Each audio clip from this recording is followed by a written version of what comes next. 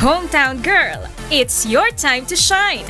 Nagbabalik ngayon sa pageant scene ang beauty and wellness advocate na si Cory Quirino bilang bagong Pangulo ng Mutya ng Pilipinas. At una sa kanyang agenda ay hanapin at ibida ang mga nagagandahang dilag sa mga barangay sa buong bansa.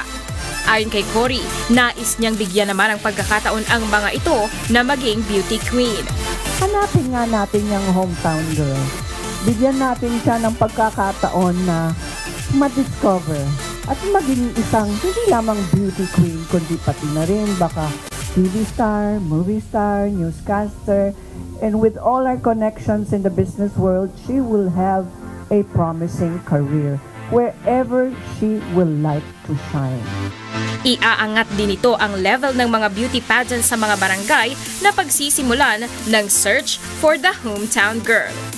Layon din ito na maitaguyod ang advokasya ng turismo sa bansa sa pamamagitan ng pagtatampok ng magagandang tanawin at kultura ng mga lugar na panggagalingan ng mga magiging kandidato. At upang maisakatuparan ang layuning makahanap ng potential beauty queens sa higit 40,000 barangay sa bansa, makikipagtulungan ang Mutya organizers sa Department of the Interior and Local Government at Liga ng mga barangay. Our goal, ipakikita ang kagandahan ng Pilipinas. Sino ang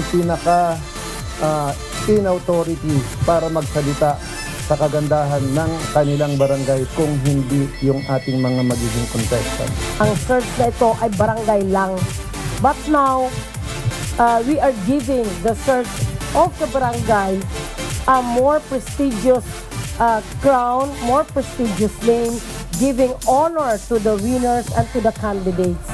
Magsisimula ang Search for the Hometown Girl ng Mutya ng Pilipinas sa Abril, habang ang pageant night naman ay gaganapin sa Agosto.